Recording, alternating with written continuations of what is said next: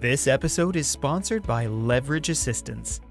Finding the right assistant can turbocharge your career, your business, and give you back precious time every day. Finding the right person isn't easy, and that's where Leverage Assistants comes in. They take care of every step in the process of matching you with a top-performing assistant that understands you and your business. Leverage only hires the best of the best, the top 1% of executive assistants, to pair with their clients. They also do regular feedback and productivity checks to make sure that you are completely satisfied with the match. Find out what having elite help can do for your productivity with Leverage Assistants.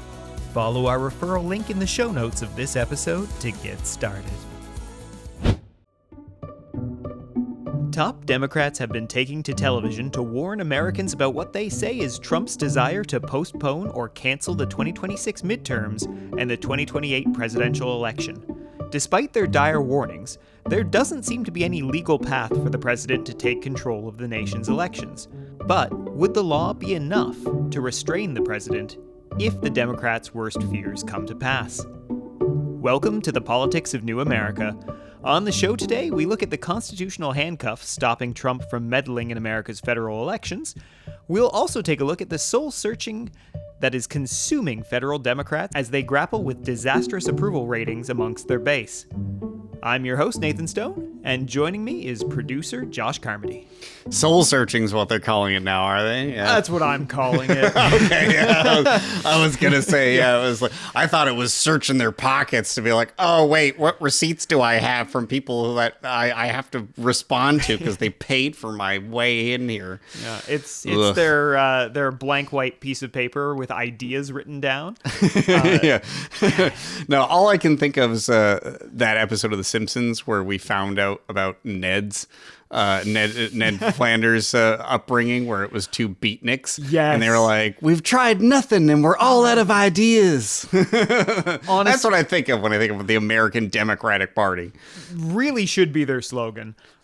Yeah, so Josh, like so often when we sit down to record these episodes, what a week. What a week.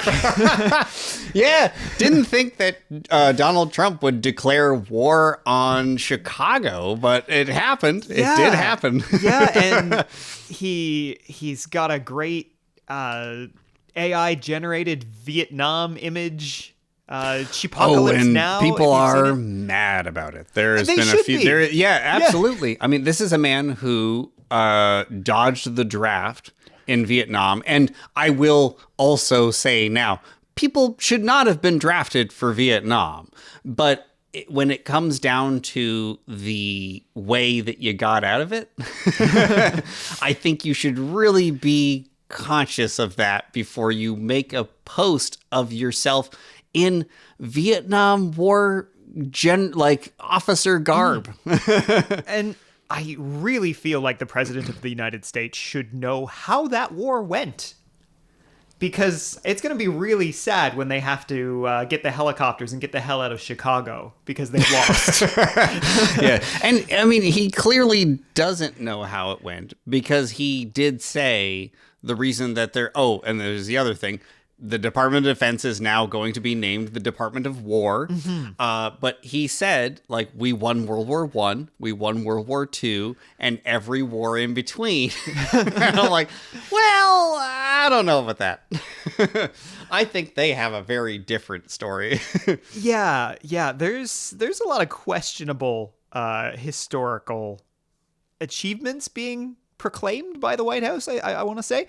But this whole thing with Chicago is utterly insane, but it is kind of par for the course now, and I'm getting upset about how normal it feels to me now, because what we're talking about is, of course, deploying the National Guard into an American city, which in any other presidential time frame would have been absolutely ludicrous, right? It had been done a couple of times around the civil rights movement in terms of, protecting people trying to go to school, that kind of thing. This is entirely different, and I feel like it's already been kind of normalized. I don't know. Is that a feeling you're getting at all? Like, I feel like it's a big deal, but it should be earth-shatteringly big, and I feel like we're I think not we're there. talking about the difference between how us and regular people feel about it and how all the media empires that are controlled by Republican interests and people who gave money to the Trump campaign for 2024 feel about it. And that's the disconnect. So I still hold fast onto it being upsetting and bad, but there does seem to be not many people talking about it. No.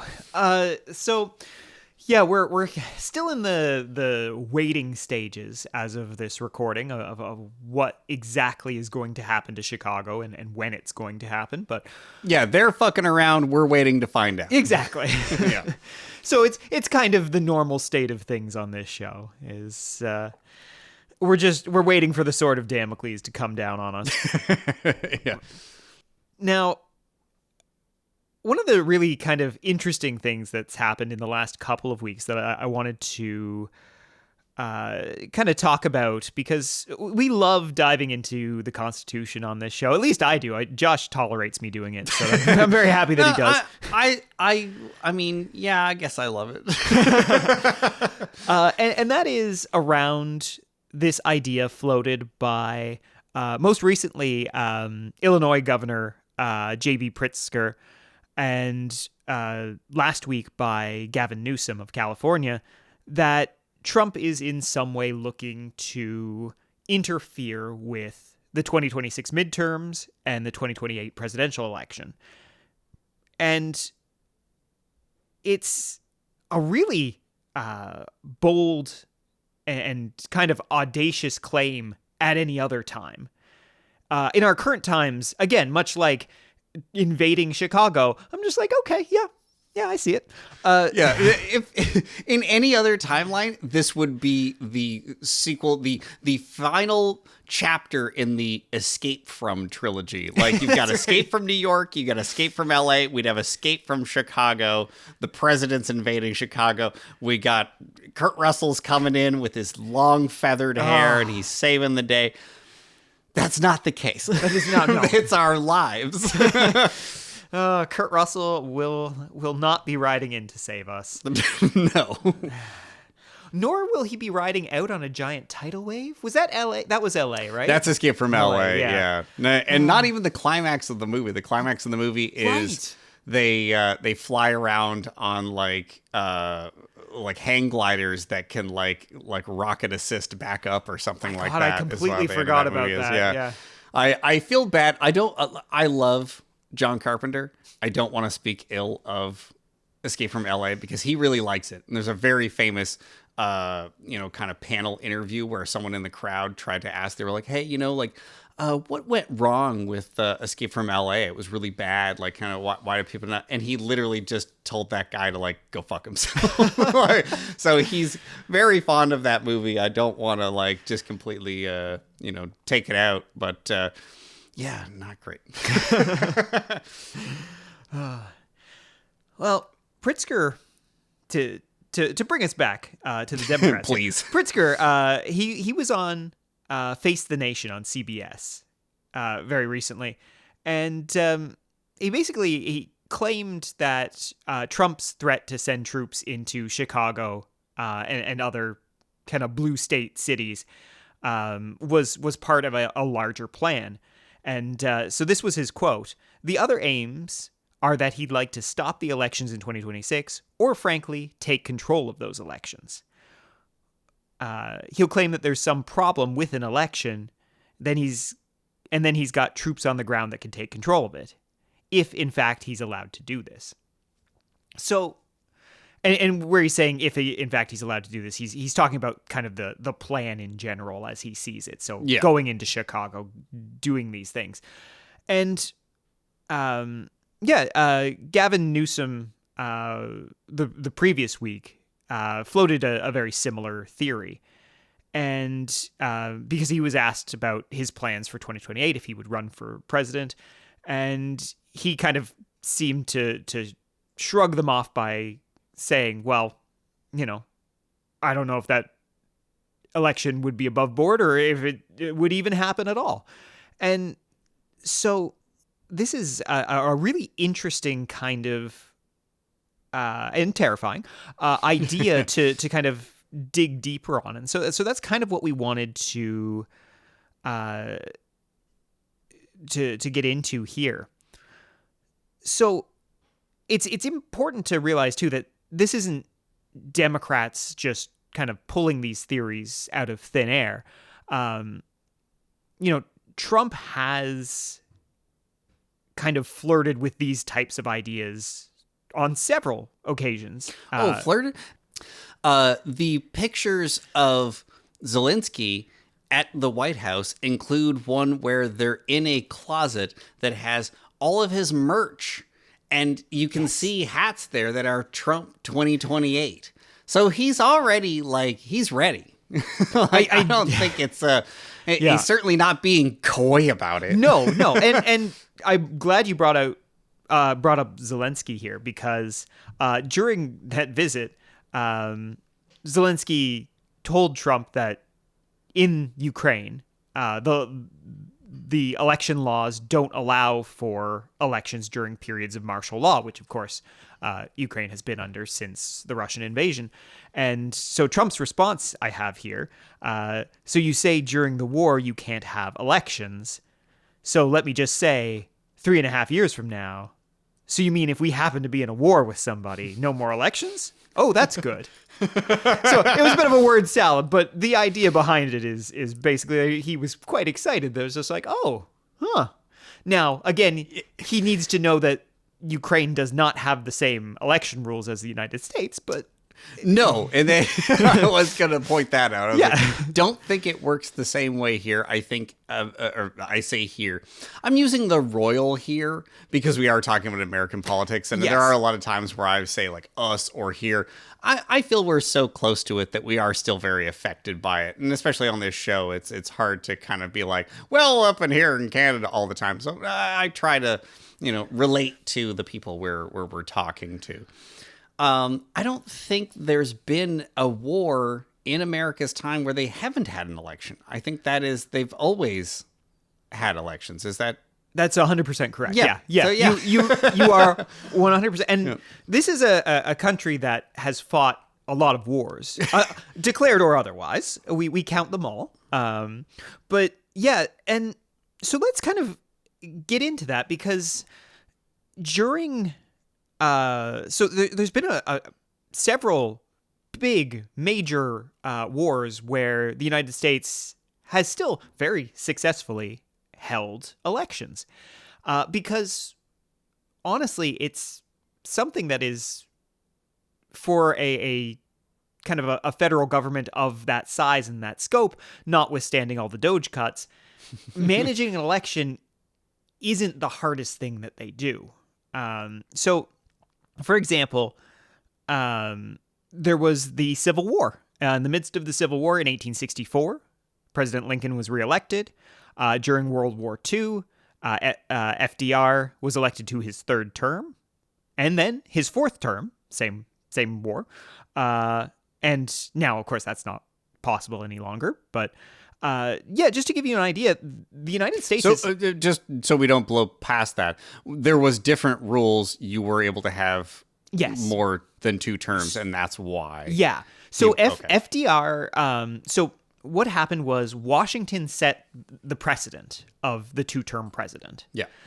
So Washington very famously was retired before he was the president, and they went to his little his farm or his ranch, his estate, and basically just had to convince the guy, please come on, like, you are kind of like the guy, like if you run, this will be great, like we will have a successful nation. And the argument that they made to him was basically like, you are our celebrity, you are you have legitimacy beyond our shores. Everyone's heard of you. You're famous worldwide.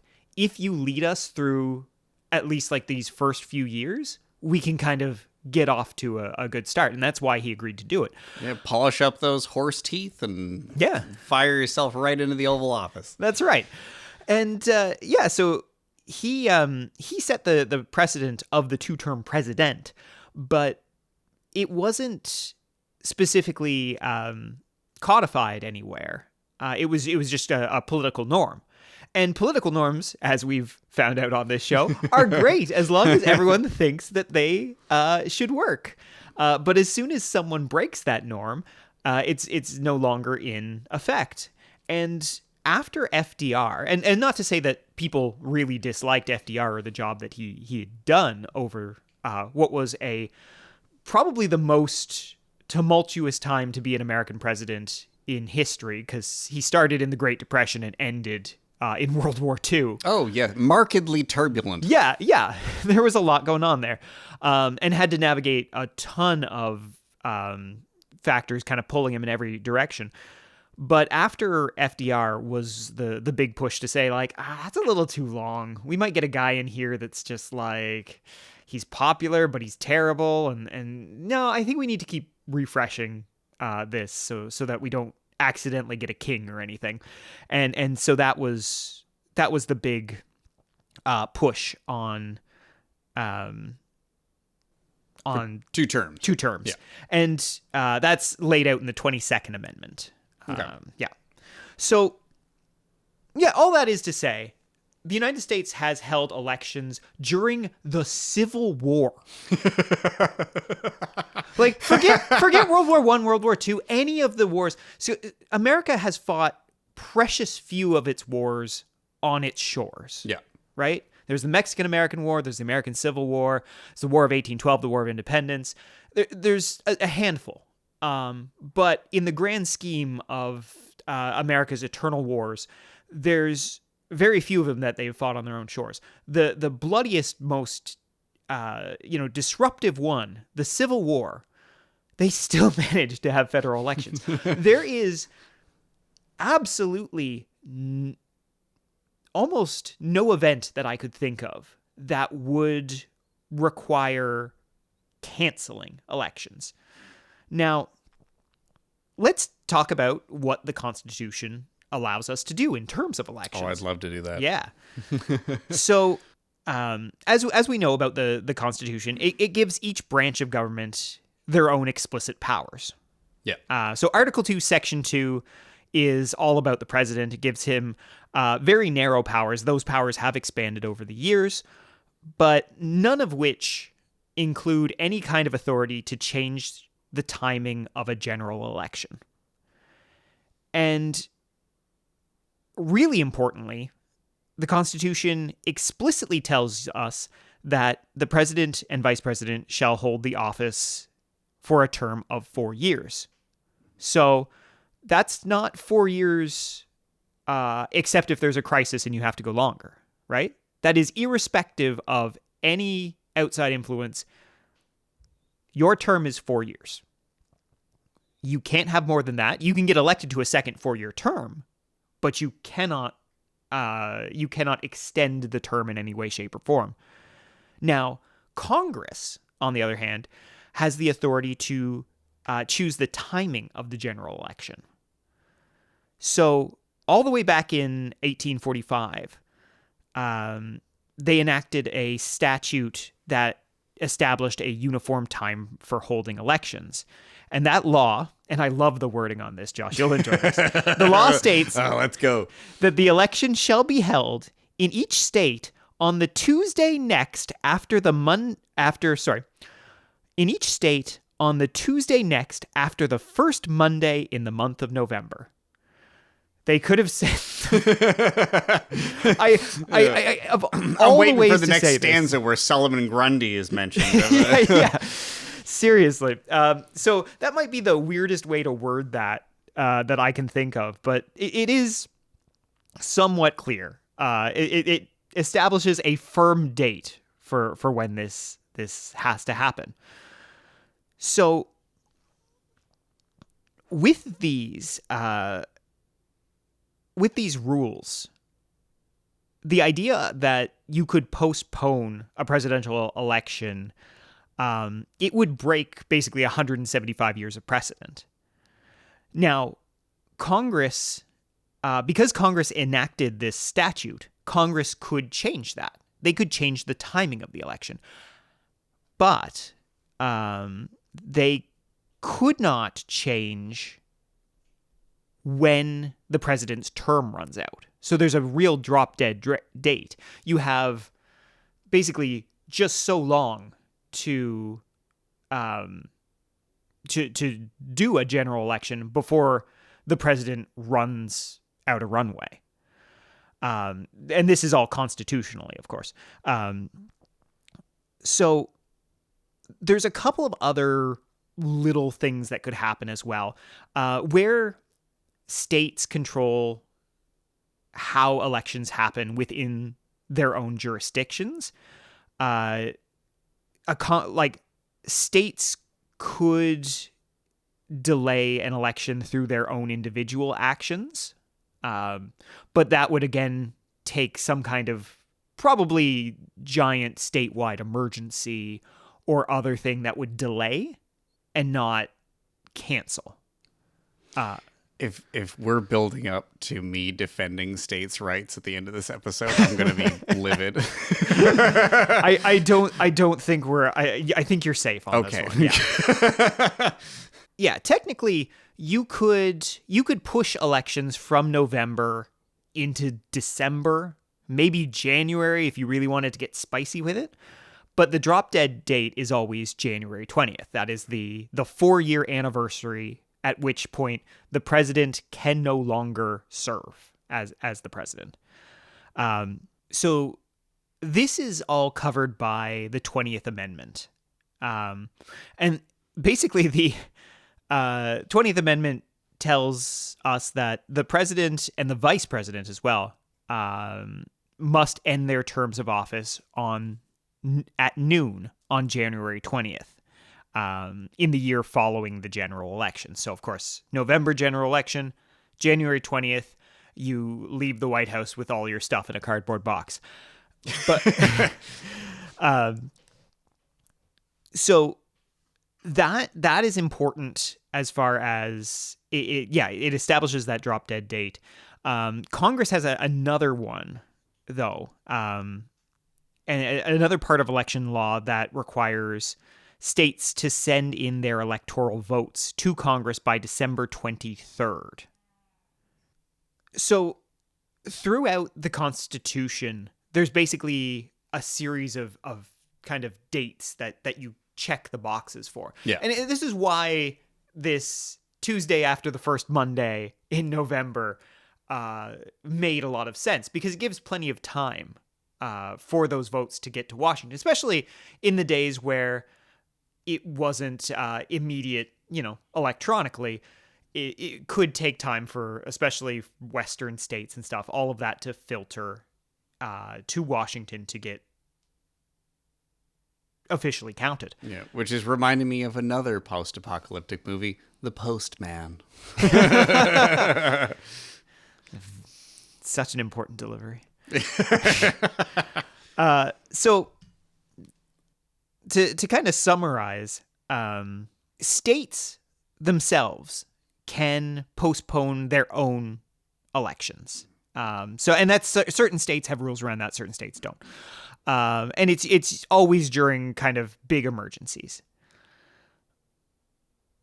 But neither the Constitution nor Congress provide any powers to the president or any other federal official to change the dates outside of Congress's legislative process, right? So they could make a statute to say it's actually the third Tuesday after the second Monday in November, but that would be about all they could do. And remember, they have these drop dead dates that they have to meet constitutionally. So yes, we could change the general election date, and you could make it probably a few weeks later if you really wanted to. as well as the dates that the electoral votes. Because remember, Americans, you don't vote directly, right? You are basically giving your opinion to the electoral college, or to your representative to the electoral college. That person takes those into account, and nowadays it's pretty much, they don't insert their own opinion anymore. It's very much, they are just kind of a middleman between the majority vote and casting their electoral vote. But technically, they have that vote. And that vote does get sent to Washington. And then it is actually counted in Washington as part of the electoral process. We know who wins way, way before that, of course, because everything is electronic, right? We aren't waiting for a horse and buggy to get to Washington so they can hand count all of these. But it is part of the process. And it is constitutionally mandated, so it has to happen. So basically, if you are someone who has faith in the Constitution still having primacy in terms of law and what the federal government does and doesn't do, there is basically no legal parameters in which Trump could postpone or cancel elections. If those things happen, and by postpone, I mean, I don't mean like 2 weeks later. I mean like he says they're going to be next year kind of thing. Yeah. Those would be probably the most extraordinary violations of the Constitution that we've seen out of the Trump administration so far. And if that's the case, you might as well just shred the damn thing and use it for confetti for his third-term inauguration party. Like, there would be very little point of having it other than as a nice museum piece. Someone get Nicolas Cage. We gotta smuggle the Constitution out.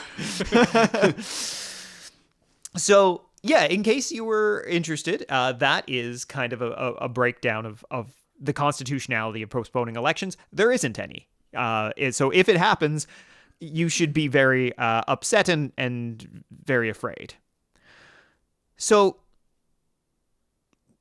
what is interesting about kind of this democratic push now that some of these democratic governors are kind of finding their populist footing, right?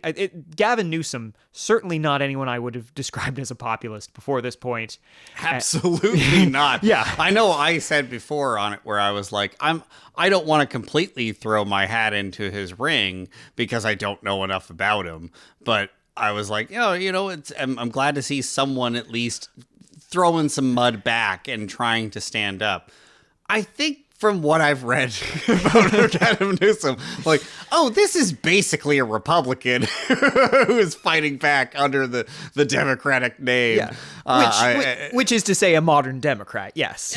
Yeah. Also that. Yeah. And it makes sense. I mean, California is the home of Ronald Reagan. Like California, I think even prior to Ronald Reagan, was very Republican. There is a lot of rural space there. There is still absolutely. a lot of Republican voters there. It's these huge city centers that end up being kind of bastions of liberal integrity. But, that happens in a lot of states. Because if we're just to throw back to Trump being like, well, I'm going to invade Chicago or any place that he's sending kind of the National Guard, they came up with this list of states where they're like, we're sending National Guard to all these states. And it's like, well, a bunch of those are red states. Where do you think they're going? They're going to the cities that voted for Democrats. Absolutely. Yeah.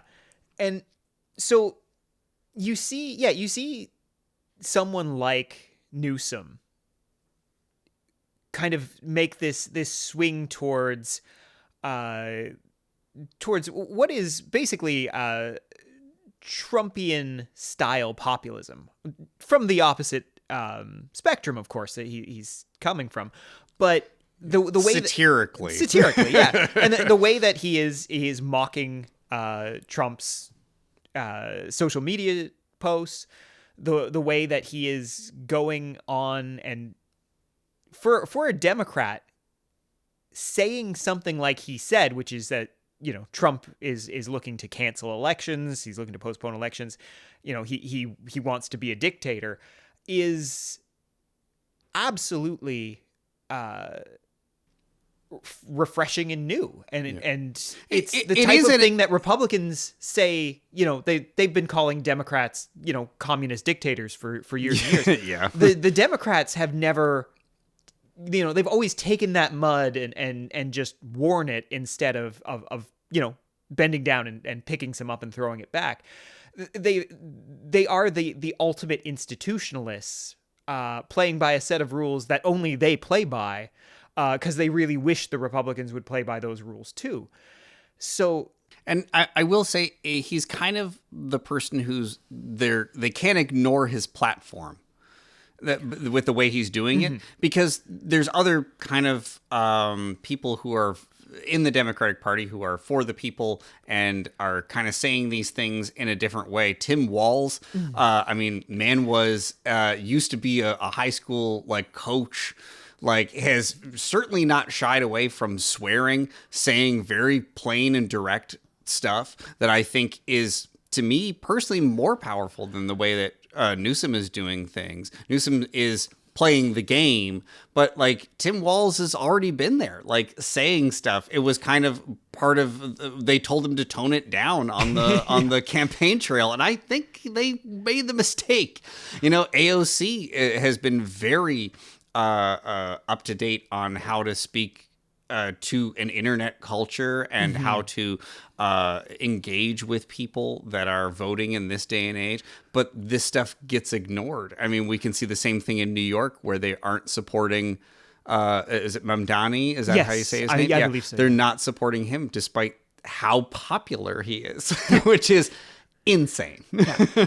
And this is the most infuriating thing about the Democratic Party, is that it is somehow a ridiculously broad coalition that is constantly at war with itself and not nearly as good at fighting against the Republicans as it is against fighting with its own people. Yeah. And If the Democratic Party was a character in Star Wars, it's that first robot that Uncle Owen tries to buy that breaks down, and Luke goes, "It's got a bad motivator." Oh, you don't want to be that robot. Democrats, you don't want to be that robot. So yeah, and it's been a tough summer for the Democrats. Yeah. So this is not, I don't know if this is the absolute newest polling, but mid-August, we had a favorability poll done by the Wall Street Journal. Now, Wall Street Journal is not what I would consider either, you know, a centrist or God forbid, a leftist a newspaper, but I don't doubt that their methodology was decent for this poll. Yeah. And basically what it found was that despite 7 months of the Trump administration going hog wild on the nation, the Democrats somehow polled worse than the Republicans at this point, which should be impossible. And I'm not just talking in terms of, you know, everything that the Trump administration has done and the effects that are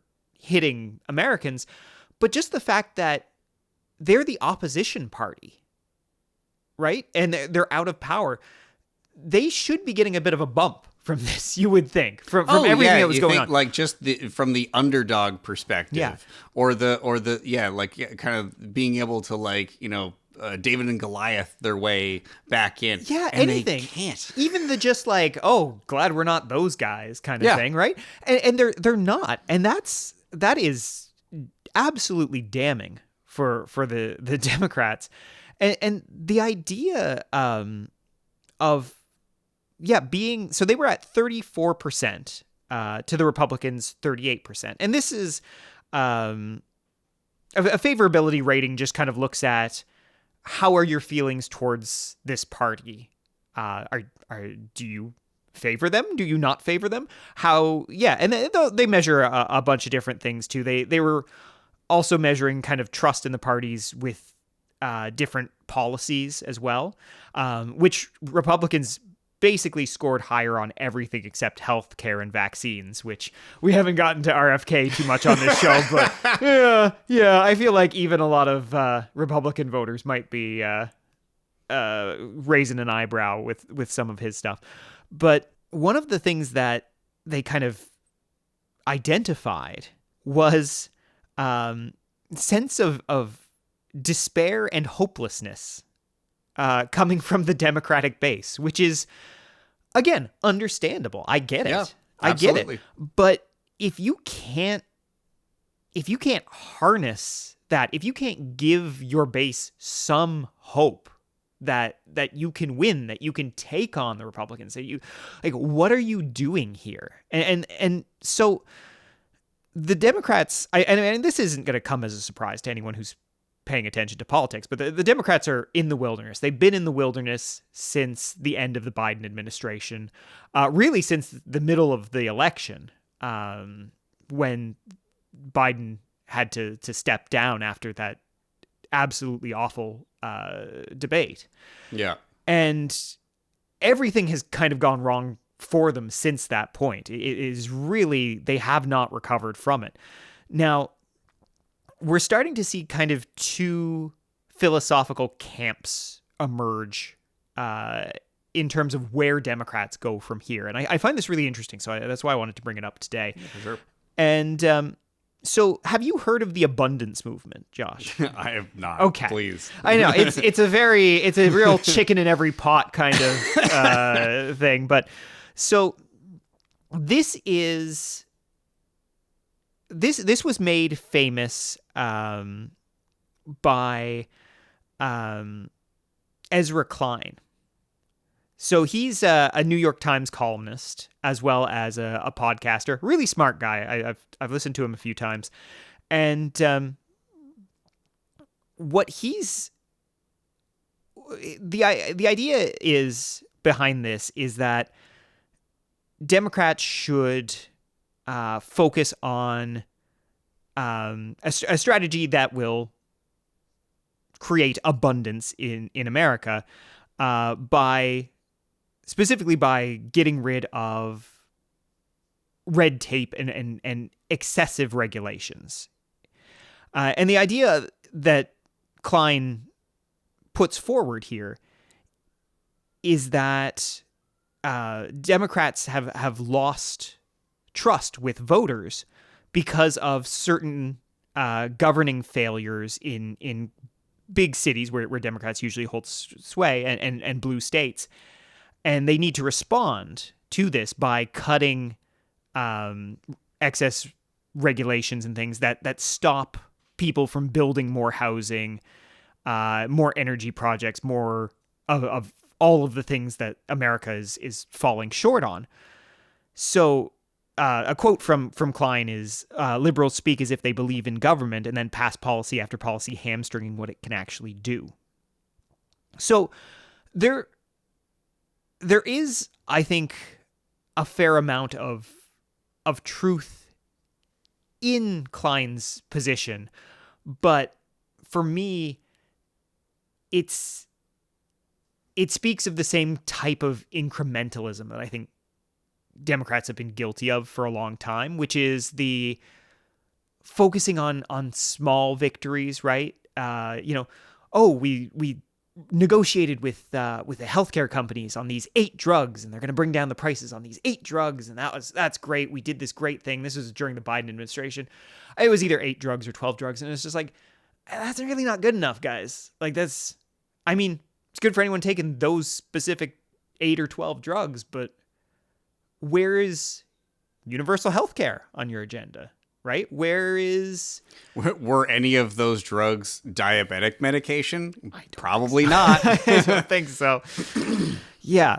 So That's where Klein kind of loses me. Although I do think there is probably a lot of and he would certainly know, because I'm no expert on, statewide regulations in blue states, but there is probably some truth to what he's saying there. The other movement in the party is kind of a more populist left-wing movement. And we've seen this through Senator Bernie Sanders. We've seen this through AOC. And this is the thing that I think represents a more hopeful side of the Democratic Party, that it could become a party with identity again. These two kind of battling philosophies really come down to establishment Democrats versus kind of new wave Democrats, right? The younger side of the party, well, plus Bernie Sanders, who I would not put in that camp. Been on the right side of the history for a long, long time. And what worries me for the Democratic Party is that if this abundance doctrine becomes their reason of being, right? Their idea of how they're going to win back voters, I really don't think it's going to speak to people. Because a deregulation agenda, I don't think is going to be particularly popular, especially when Republicans own deregulation.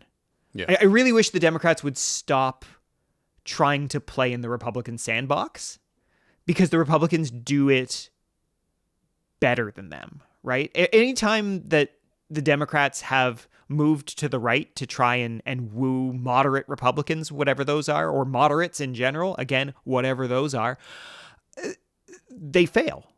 That's exactly what happened with Kamala. Yeah.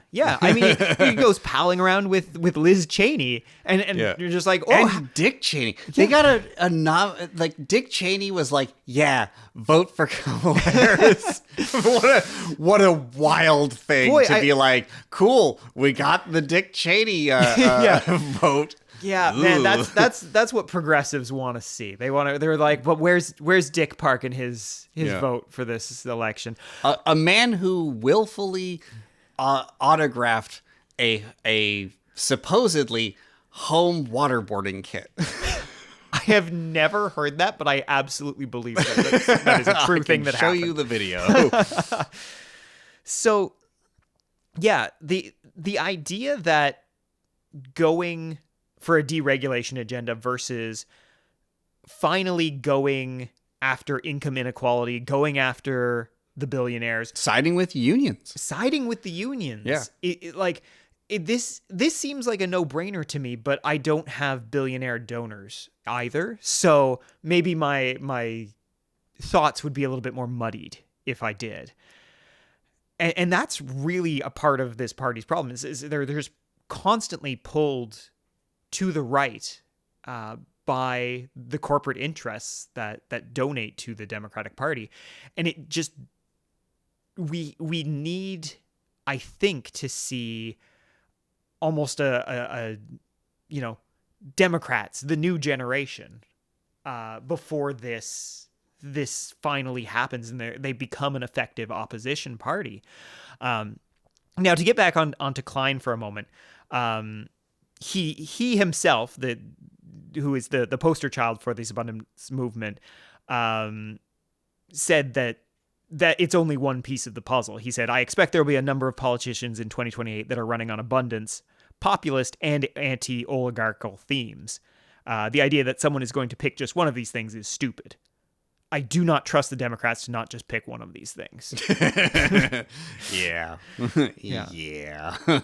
But and just to kind of put a bow on this, I know we've mentioned this on the show before, but it goes back to this past election. What this past election was, to my mind, was a referendum on America's institutions.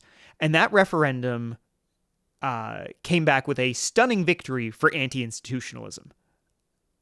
if you are going to be the party that defends institutions that have failed Americans and that are being actively dismantled, gleefully dismantled, you're going to lose. You're going to lose. Progressives aren't institutionalists. Republicans aren't institutionalists. Almost no one is an institutionalist in America anymore. Yeah. Except for Democrats and the Democratic Party. And that's not going to cut it. You can't get people excited about this. Everyone wants to burn it down. We're just arguing about what rises from the ashes. And the Republicans are beating you so hard on this that when Gavin Newsom of all people, goes out and becomes this populist, suddenly becomes this guy who's standing up to Trump, everyone's falling all over themselves because your party has failed so hard that even his, and I don't want to say that he's been doing a bad job at it or anything like that, but you know, him taking any kind of a stand has been so lauded because it's been crickets. It's been absolute crickets. And this is, I think, a wake-up call that Democrats need. They desperately need to reinvent themselves before the 2026 midterms. You think, oh, midterms, that's great. Midterms, everyone who's got an issue with the governing party comes out and, you know, they can regain the House or maybe, God willing, the Senate. I don't know, guys. If your own base cannot stand you, there is a chance that the Republicans don't need to postpone or cancel elections if you cannot get your base out because they have given up on you, because all they feel is sadness and despair. This is... You can't just risk another John Kerry up in here. Like you can't just throw Herman Munster at them and assume that like things are going to go well. Like, you know, and you lose it and then you're like, well, okay, well, we'll figure it out. Like, and I think there's a good number of people who remember Obama coming in and coming up. And I hate to break it to you, Obama was an anomaly. Obama was opposed by the Democratic National Convention. Like, they were not on his side. And he was very lucky and very charming and managed to make it through. Like, he had all of the perfect little, like, lucky charms happened for him. Like, you can't just assume that it's going to work out the next time. They have no one that they're willing to back. No. And I hate to say this, but another Obama might not be enough in this situation, because what we found with Obama was that he campaigned on hope and change. And when he got in, he was a pretty hardline institutionalist, like every other Democrat. You know, he didn't push a lot of boundaries. There wasn't a lot that he did that would have set him apart from, you know, plug in a Democrat. And that was in the same really way that Ronald Reagan is the Republican movie president. Obama is the Democratic movie president. God, that's the best way to describe him. They're both the Hollywood version of a president. Yes. But then if you pick apart any movie president, what are you left with? Yeah. You know? And with Obama, there was such a Bush hangover. I think he's remembered maybe for doing more than he did. Just because, you know, he was the Gatorade. He was that sweet sip of Gatorade in that morning. Yeah. It was an interesting time, and and this was internationally too. Like, he was so popular. Yep. And then when you kind of think back to his legacy, and you're just like, I think it's lacking. So this is a problem that Democrats have had pretty much since Reagan, and the party's been moving rightward ever since. And now it's in this place where it's a party for no one that is deeply divided, and there's 100 different hands trying to pull it in different directions.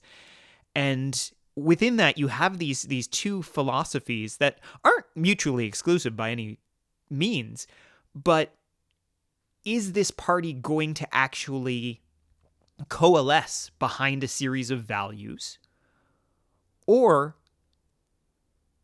are we going to see them do what they've done so many times and just position themselves slightly to the left of the Republicans? Well, we're not Trump. Well, we're not, we're not this. We're not that. We, you know what you get with us, right? That milquetoast Democratic nonsense that they've been trying to feed to America for decades now. Yeah. Some of the best jokes, and I think I've brought them up before, is about American politics around Futurama, where they have the two candidates, and it's John Jackson and Jack Johnson. And he's like, I think your economic policy goes too far. And the other guy's like, well, I think your economic policy doesn't go far enough. Yeah, it's what is being offered, to the people. Yeah, and they need to figure out what they can offer Americans and what they're willing, how far they're willing to go to do that. And to the Republicans' credit, the Republican Party, in its many incarnations since Reagan, has always had this bedrock foundational idea of what it is, right? The small government, love, guns, God, and America. Generally they are what they are on the tin. Yeah.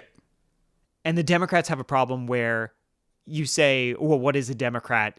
And you ask 5 different people that, you get 5 different answers. And that's just not good enough. Yeah. Since Bush, they've been accused of being flip-floppers. Mm.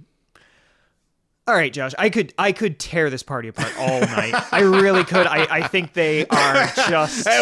We gave them the 2-piece with the biscuit. I think they can sit down with that for a minute. Yeah, we'll get back on the Democrats when they become more relevant as well. But I did want to hit on them tonight, and I'm only mad at them because I'm disappointed. Same. Yeah. No. Which really they should take more to heart. Yeah, seriously. Yeah. I'm not mad at you. I'm just disappointed. Yeah. All right, folks, I hope you've enjoyed this episode, and stay tuned next week when we will bring you yet more dispatches from the ever-changing, ever-interesting world of American politics. Oh, yeah, we're going to be on the front lines in Chicago in a couple weeks, I would assume. Can we do this setup just in a street somewhere? Just get a big battery pack and I think so. Yeah, I believe in us. Yeah, we'll do some interviews with the passing troops. See how they feel. I wish I knew what a Chicago accent sounded like, so I could start doing some of them right now. All right, we'll see you next time. Bye. Thanks for listening. If you enjoyed the show, please subscribe, give us a 5-star rating on your podcast platform of choice, and tell all your friends. The Politics of New America is hosted by Nathan Stone and produced by Josh Carmody. You can follow us on Blue Sky at Politics New America. This has been a Haunted Mouse production. Cut that out.